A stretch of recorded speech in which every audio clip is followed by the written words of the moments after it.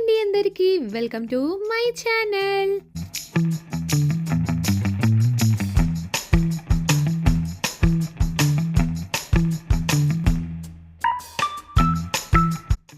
And చూస్తున్నారు కదా, మనమైతే వాది బన్కాలీకి అయితే వెళ్ళబోతున్నాము. అండ్ మీరందరూ మస్కట్కి వస్తే తప్పకుండా వాది బన్కాలీని అయితే తప్పకుండా విజిట్ చేయండి. అండ్ మస్కట్ నుంచి అంటే మస్కట్ ఎయిర్పోర్ట్ ఉంటుంది కదా, అక్కడ నుంచి మీరు వాది బన్కాలీకి రావాలంటే 2.5 hours అయితే తప్పకుండా పడుతుందండి. అంటే మీరు ఒకవేళ తెలంగాణలో ఉంటే వరంగల్ నుంచి హైదరాబాద్ దాకా వెళ్ళినంత దూరం అన్నమాట. ఈ ప్లేస్కి అయితే మేము మస్కట్ నుంచి వచ్చేసాము. ఆయన చూస్తున్నారు కదా, ఇక్కడైతే చాలా వరకు టూరిస్టులు అయితే చాలామంది ఉన్నారు. అండ్ మేము వెళ్ళిన రోజు ఉమానీస్ వాళ్ళది ఒక మ్యారేజ్ అయితే జరుగుతుంది. అంటే మేము వెళ్ళే టైంకి వాళ్ళ మ్యారేజ్ అయిపోయింది, జస్ట్ లంచ్ అయితే జరుగుతుందన్నమాట. అంత లేట్గా వెళ్ళాం మేము, ఇంటి నుంచే 11కి స్టార్ట్ అయిపోయాము. ఇక్కడికి రీచ్ అవ్వాలంటే ఆల్మోస్ట్ మనకు 2.5 hours అయితే పడుతుంది. ఇంకా ఏంటంటే ట్రాఫిక్ అయితే చాలా తక్కువగా ఉంటుంది కాబట్టి మనకి తొందరగా రీచ్ అవ్వచ్చు అన్నమాట ఈ ప్లేస్కి.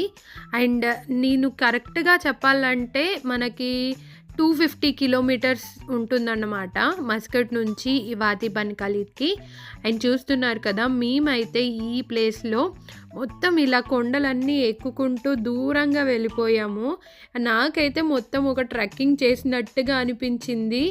ఆల్మోస్ట్ మనమైతే 2 kilometers నడుస్తాం అనుకుంటా లోపలి దాకా.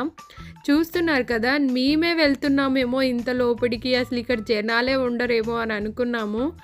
లోపలికి వెళ్తున్న కొద్దీ జనాలు అయితే ఇంకా చాలామంది కనిపించారు. మేము ఇంకా లోపలి దాకా నడుచుకుంటూ వెళ్ళిన దారిలో నాకైతే ఎక్కడ పడితే అక్కడ కూర్చోవాలి అని అన్నట్టుగా అనిపించింది. ఎందుకంటే అంత దూరం నడిపించారు మా హస్బెండ్ వాళ్ళైతే. ఇంకా మేము లోపలి దాకా నడుచుకుంటూ వెళ్ళాం కదా. ఈ ప్లేస్లో నాకు అసలు ఇక్కడ ఉన్నట్టు కూడా తెలియదు. మా హస్బెండ్ చాలా తొందరగా వెళ్ళిపోయారు. నేను ఒక్కదాన్నే మెల్లగా నడుచుకుంటూ వచ్చాను వీడియో తీసుకుంటూ. అక్కడ అసలు ఉన్నట్టుగా కూడా అనిపించలేదు. మా ఫ్రెండ్ తను నడుస్తుంటే తను వెనకాల వచ్చాను నేను. ఇంకా వాటర్లోకి దిగే సమయం అయితే వచ్చేసింది. చూస్తున్నారు కదా, ఇక్కడైతే నేను స్విమ్మింగ్ చేస్తున్నాను. అండ్ ఇంకా మేమైతే వాటర్ చల్లుకున్నప్పుడు నా స్పెట్స్ అయితే ఎక్కడ మిస్ అవుతాయా అని అనుకున్నాను నేనైతే. మీకు కూడా ఇలా అనిపిస్తుంది అనుకుంటా కదండి. స్పెట్స్ ఉన్న వాళ్ళందరూ ఇలాగే ఫీల్ అవుతారు కదా. నాకైతే చాలా వరకు స్పెట్స్ని మెయింటైన్ చేస్తూ ఉండాల్సి వస్తుంది.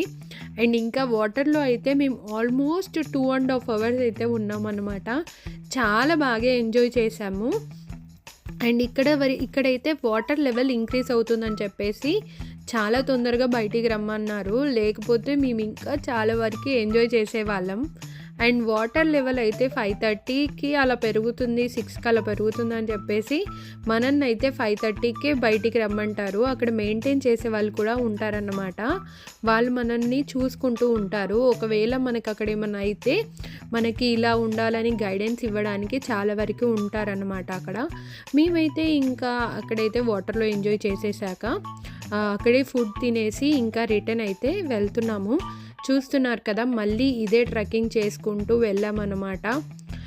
ఇన్ని కొండలు ఎక్కేసి అసలు ఎందుకు వచ్చామో నాకు అర్థమేం కాలేదు. స్టార్టింగ్లో కూడా ఎంజాయ్ చేయొచ్చు, కానీ చాలా వరకు చాలామంది కూడా అలాగే వచ్చారు.